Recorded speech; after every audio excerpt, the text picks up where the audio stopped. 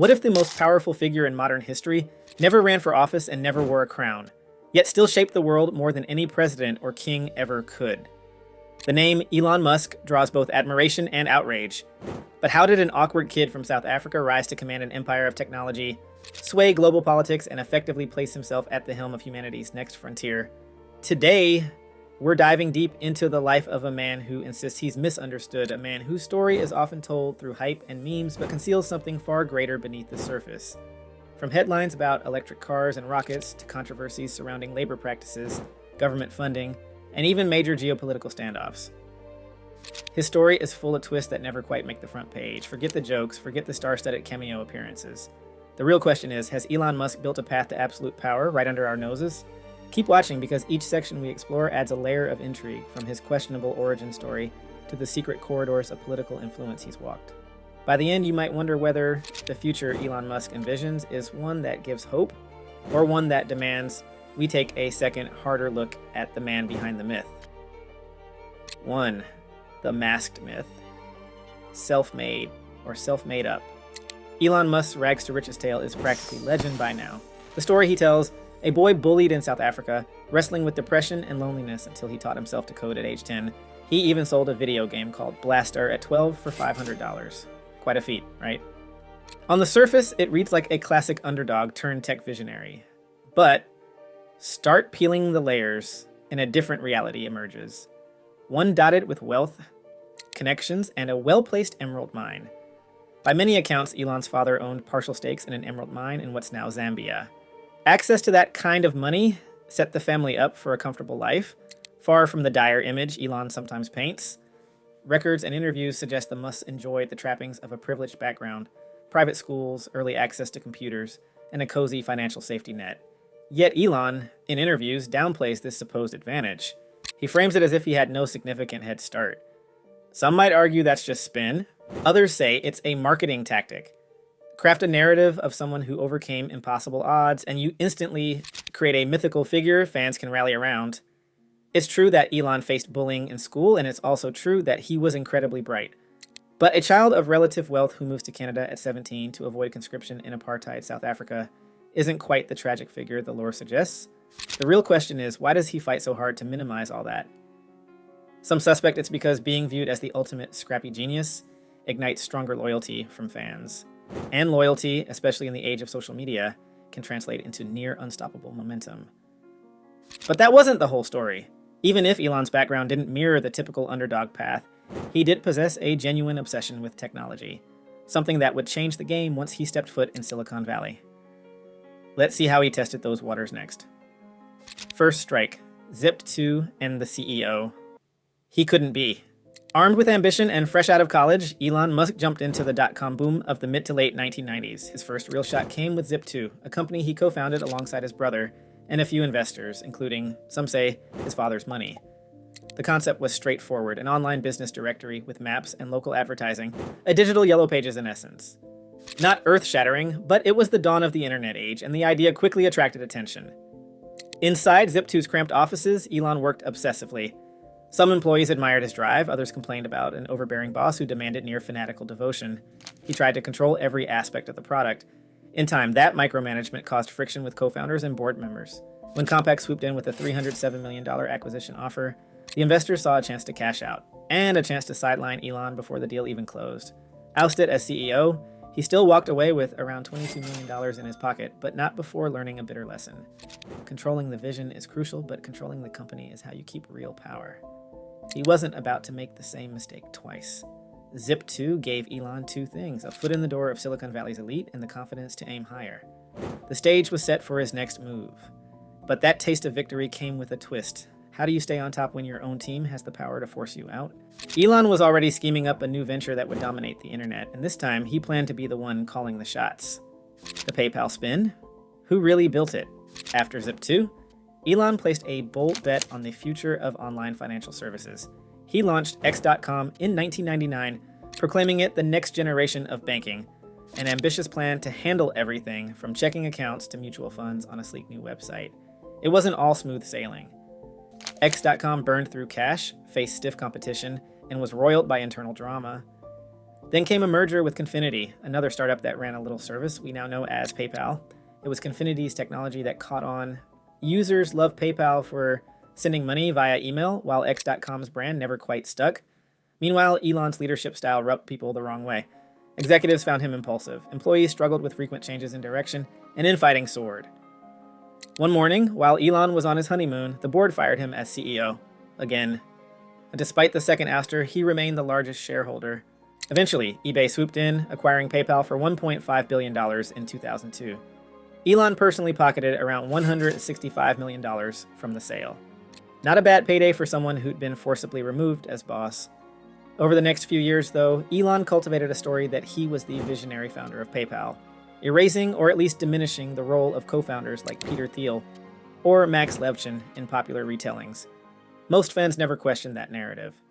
Once you start controlling how the story is told, you can shape how people remember the company's genesis and your place in it.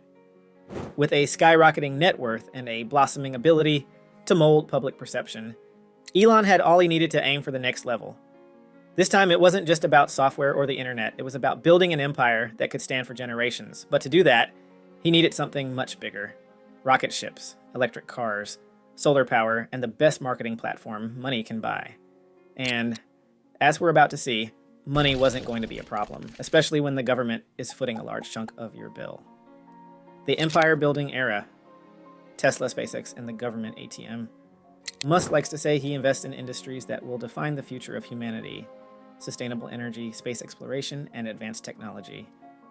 Tesla and SpaceX stand as the flagship examples.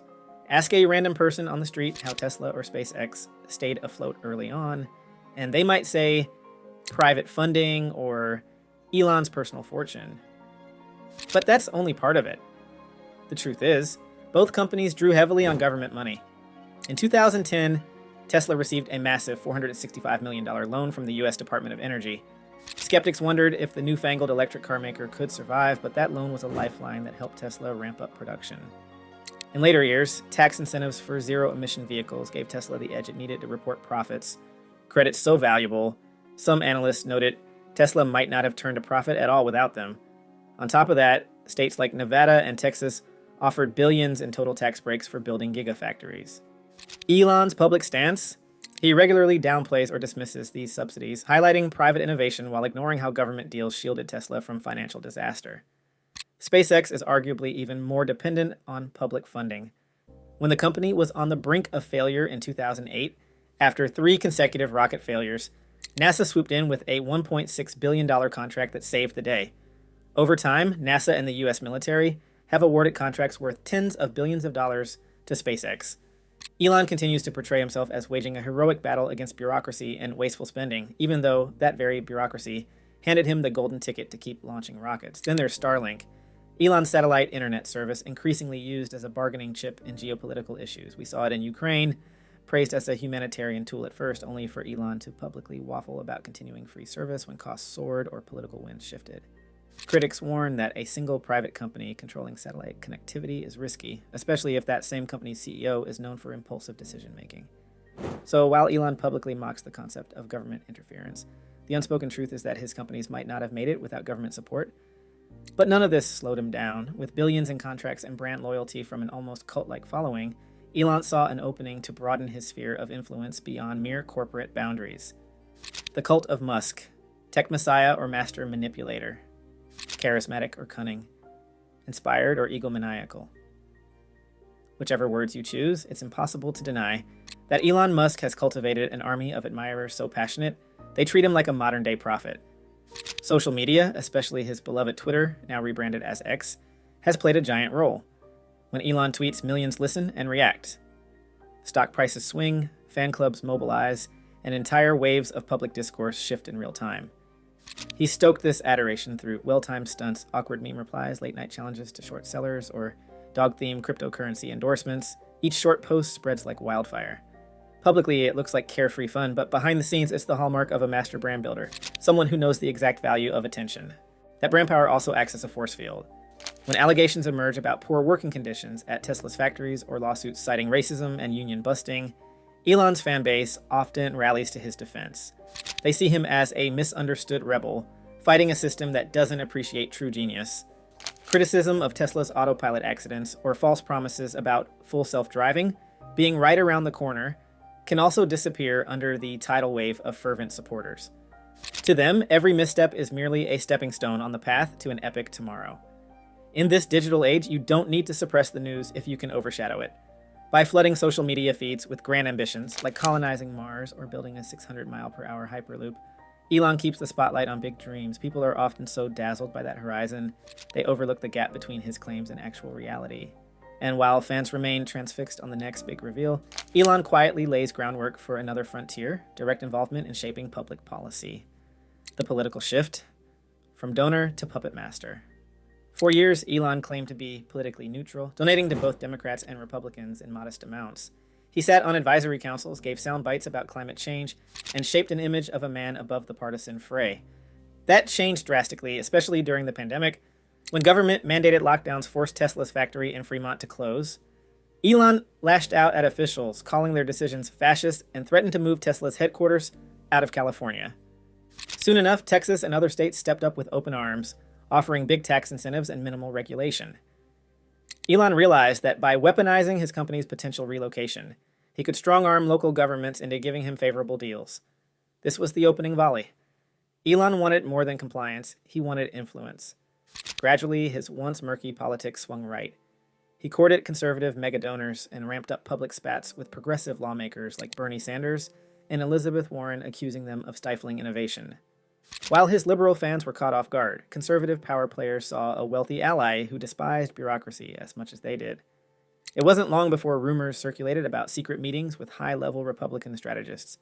Indeed, by 2024, he was openly backing certain conservative campaigns, funneling vast sums into super PACs aligned with these interests. Then came the real bombshell.